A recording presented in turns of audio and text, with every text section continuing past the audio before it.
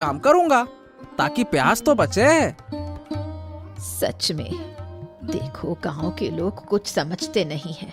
कोई खेत में काम कर रहा है और जानबूझकर अपनी बकरियां और गाय छोड़ देता है, जिससे दूसरों का नुकसान हो।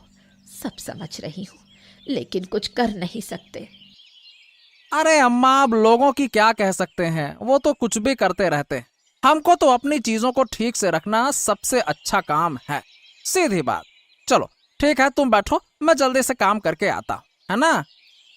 ध्यान रखना बेटा। अगर आज तुम्हारी माँ जिंदा होती तो हम पूरा दिन बात करते रहते। मुझे अकेले बैठकर बहुत बोरियत होती है। अरे क्या कहें, आजकल की बहुओं को कुछ कह ही नहीं सकते। अरे उन पर भरोसा ही नहीं किया जा सकता।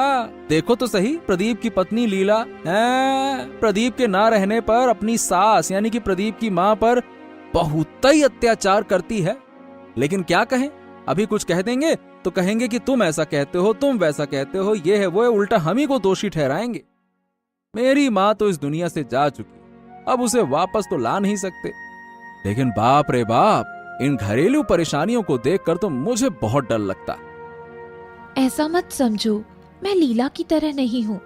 कभी कभी मुझे लगता है उसकी सास को हमारे घर में आना चाहिए।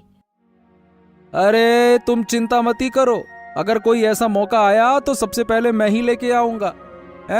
इन आजकल की नई नवेली बहुओं पर बिल्कुल भरोसा नहीं किया जा सकता। अरे आज खाना नहीं दे रही हैं, कल क्या करेंगी कौन जाने। मुझे तो ये देखकर बहुत दुख होता है कि इतनी सर्दी में उस बुजुर्ग महिला को घर के बाहर सुला दिया जाता है। बताओ भला, इस तरह की तकलीफों का कोई फायदा नहीं है, लेकिन फिर भी पता नहीं कौन सा सुख मिलता है ऐसा किसी को तकलीफ देकर। सिर्फ दुख उठाना और अपने शरीर को खराब करना, इसके अलावा कुछ नहीं है ये। सच में ये बहुत दुखद है। मैं सब समझ रही हूँ, इसलिए तो मैं अपनी आंखें और कान बंद कर देती हूँ। लीला से मिलती हूँ तो बात नहीं करती। हाँ बिल्कुल ठीक करती हो। चलो अब तुम बैठो, मुझे महाराज के दरबार में जाना है, मैं आता हूं। चलो ठीक है ना।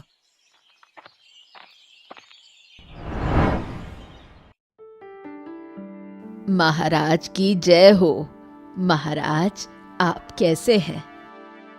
अरे आपको हम पहचान नहीं पा रहे हैं।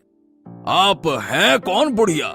क्या हमने आपको पहले कहीं देखा है क्या, या हमारी मुलाकात हुई है? नहीं महाराज, आपसे पहले कभी मेरी मुलाकात